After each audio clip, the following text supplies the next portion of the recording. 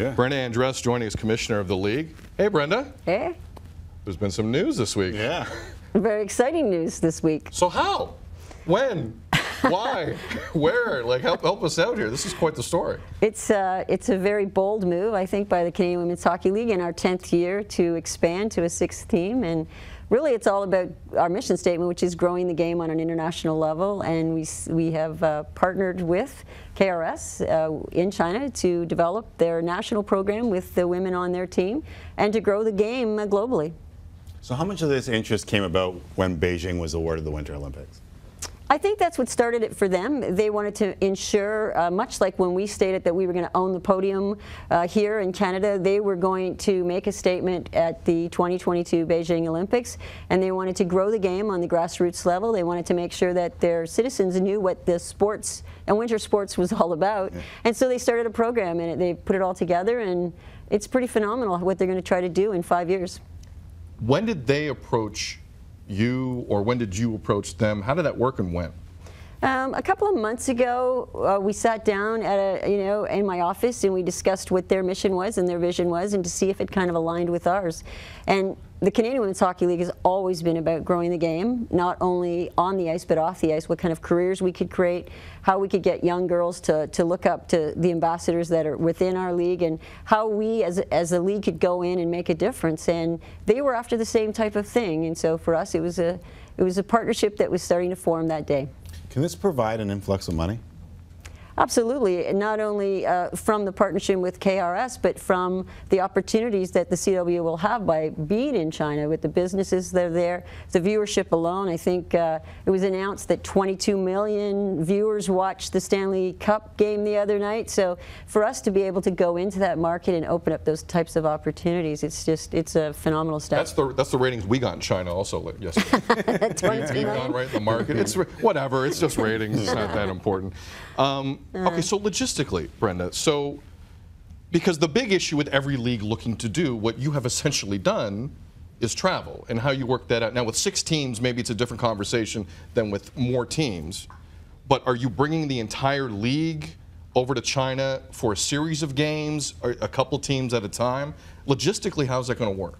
Well, Calgary says they will no longer have the worst travel schedule now. It'll be China, so they're pretty ecstatic with that. But we've kind of looked at the league as each month one of our teams will go over and play their home games over there for China, KRS, and then they will do a tour back when they come here. So it's very spread out so that it accommodates our players and the jobs that they still have, and same thing for them. So it's a schedule that works with 6 teams. You're absolutely right. It wouldn't work right away with 30 teams. But in the future, I mean, a lot of sports organizations and clubs are trying to get into China, and we were lucky enough to get in. So how much of this has to do with the Chinese government getting involved and making sure that the growth of hockey lends to their athletic programs for 2022? And if so, are there any limitations on this team, given that they have the backing of a company and a government? Well, that's a great thing to be backed by any sports company, the organization in the country. But again, Canada with the Olympics is the same way. I mean, our national program is Sport Canada. United States is the same way, backing their national team. So I think they will have limitations, because the limitations that they have, we've already accomplished, and that's they have to grow the player.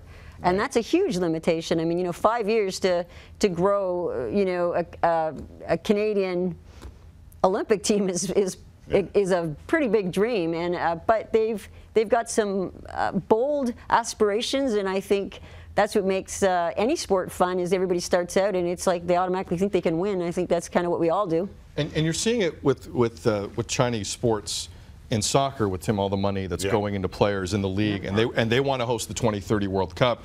Obviously, Gary Bettman has been in contact with officials in that part of the world about exhibition games and potentially the next Olympics if things go well.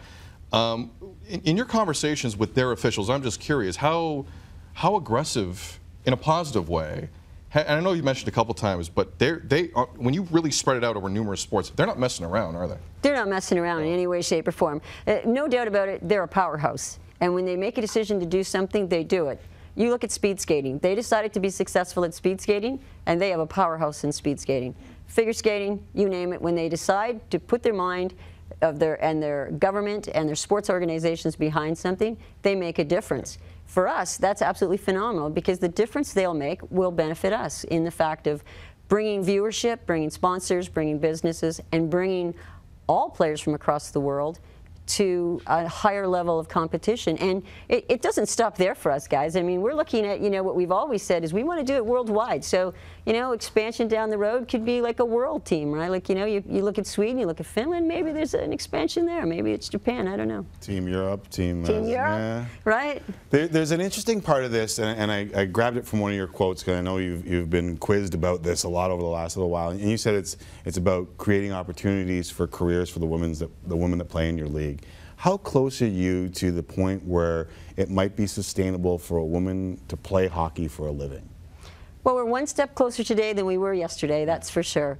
And, if you look at the 10 years where we started out and what we gave the players 10 years ago and what the players are given today, it's massive difference. And I think with this new partnership, we are a lot closer. We are going to compensate the players this year. We said we would. The board has made that commitment in our strategic plan, and we're going to start that this year for our players.